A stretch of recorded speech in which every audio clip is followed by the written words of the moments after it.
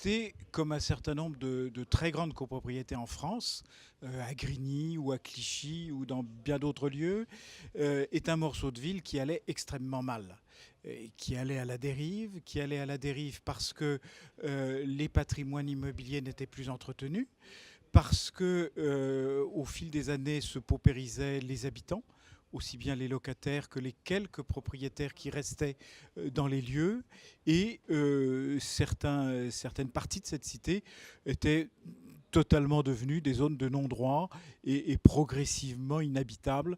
Des bâtiments de 18 étages sans ascenseur, ça devient difficile.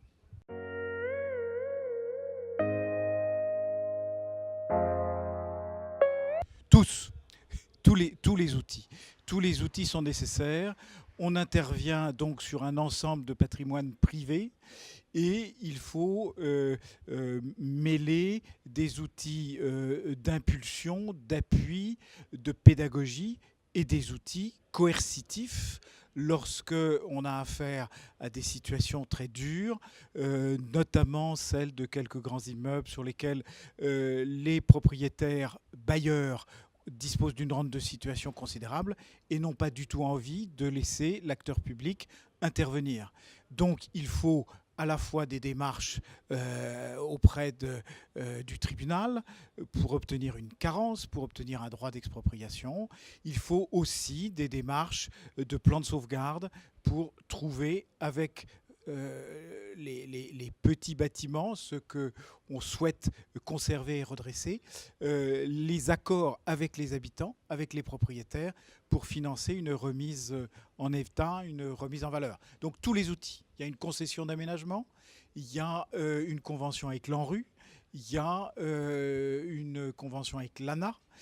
Tous les outils sont nécessaires, un plan de sauvegarde, et c'est un travail de très longue haleine qui se fait pas toujours dans la simplicité et pas toujours dans la facilité.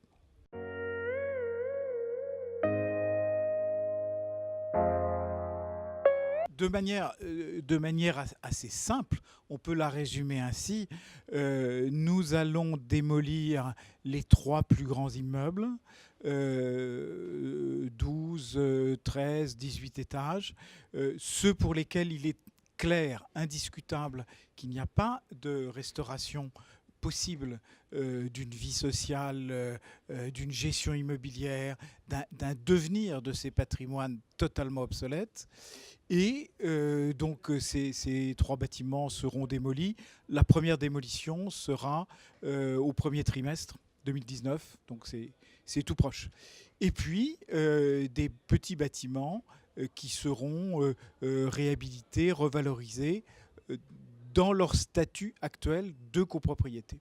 Donc ce sera les 2 volets avec une nouvelle trame de voirie pour traverser ce quartier, alors que jadis c'était une sorte d'île totalement refermée sur elle-même, et une redistribution des équipements publics qui étaient jadis totalement enclavés au milieu du quartier. Donc nous allons reconstruire les écoles sur la périphérie de cet ensemble immobilier.